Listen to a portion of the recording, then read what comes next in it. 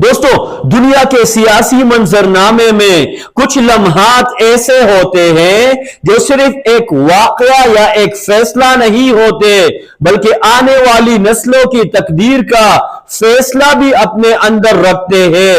غزہ میں جاری خونریزی، تباہی اور انسانی المیہ پوری دنیا کے ضمیر پر ایک بوجھ بن چکا ہے۔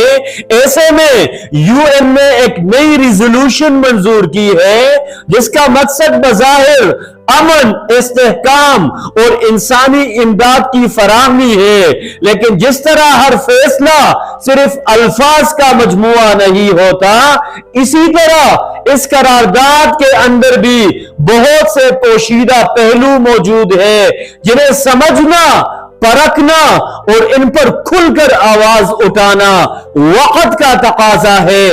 آج ہم اسی ریزولوشن کے کچھ نکات کو سمجھیں گے اور پاکستان نے جس طرح ووٹ دیا، اس کے اثرات اور فلسطین کے مستقبل کے حوالے سے پیدا ہونے والے نئے سوالات پر بھی سنجیدگی سے روشنی ڈالیں گے۔ اس قرارداد کے ذریعے غزہ کے اندر ایک انٹرم گورننس قائم کی جائے گی جو امن و امان، تعمیری نو اور انسانی امداد کی ذمہ داری سنبھالے گی۔ اس کے ساتھ ساتھ ایک سٹیبلائزیشن فورس تعینات کی جائے گی تاکہ عسکری گروہوں کو غیر مسلح کیا جا سکے اور شہر کو جنگی ماحول سے نکالا جا سکے۔ یہ سب بظاہر مثبت اقدامات ہیں۔ انسانی بحران کم ہوگا، امداد پہنچے گی، فائر بندی ممکن ہوگی اور عام شہریوں کو کچھ سانس لینے کا موقع ملے گا۔ بے شک غزہ کے بے گناہ بچوں، عورتوں اور بزرگوں کی جانیں بچانا ایک اخلاقی فریضہ ہے۔ وقتی طور پر یہ قرارداد جنگ کے زخموں پر مرہم کا کام کر سکتی ہے، لیکن سوال یہ ہے کہ اس مرہم کی تہ میں کیا چھپا ہے؟ اصل مقصد امن ہے یا کچھ اور سب سے بڑا سوال یہی ہے کہ پاکستان نے اس قرارداد کے حق میں ووٹ کیوں دیا؟ پاکستان ہمیشہ فلسطین کا کھل کر حمایتی رہا ہے۔ ہر عالمی فورم پر پاکستان کے موقف کی بنیاد یہی رہی کہ فلسطینیوں کی جدوجہد ایک جائز اور اصولی جدوجہد ہے، لیکن آج پاکستان نے اسی قرارداد کے حق میں ووٹ دے کر ایسی لائن پر کھڑا ہونے کا تاثر دیا ہے جو طویل مدتی طور پر فلسطینی مزاحمت کو کمزور کر سکتی ہے۔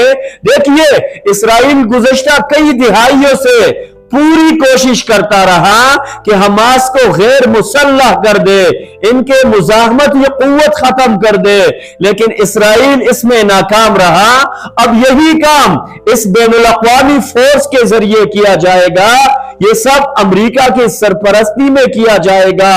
اس تناظر میں دیکھا جائے تو پاکستانی ووٹ ایسا محسوس ہوتا ہے جیسے پاکستان میں ان قوتوں کے صف میں کھڑے ہونے کا فیصلہ کر لیا ہے جو فلسطینیوں کی مسلح جدوجہد کو کمزور یا ختم کرنا چاہتی ہے۔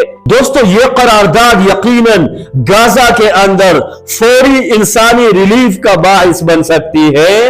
زخمیوں کو مدد ملے گی، بچے محفوظ ہوں گے، گھروں کی تعمیر شروع ہوگی اور جنگی دہشت میں کچھ کمی آئے گی۔ لیکن تاریخ ہمیں یہ سکھاتی ہے کہ ہر امن فورس، ہر عبوری حکومت، ہر بین الاقوامی انتظام صرف امن نہیں لاتا، کبھی کبھی طاقت کے توازن کو ہمیشہ کے لیے بدل بھی دیتا ہے۔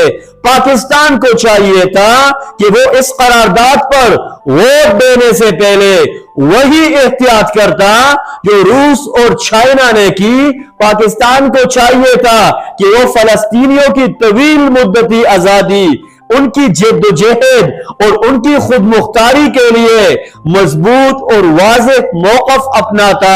آج جب دنیا ایک نئے سیاسی موڑ پر کھڑی ہے، پاکستان کو چاہیے کہ وہ اپنی پالیسیوں میں وہی استقامت دکھائے جو ہمیشہ فلسطین کے حق میں اس کی پہچان رہی ہے۔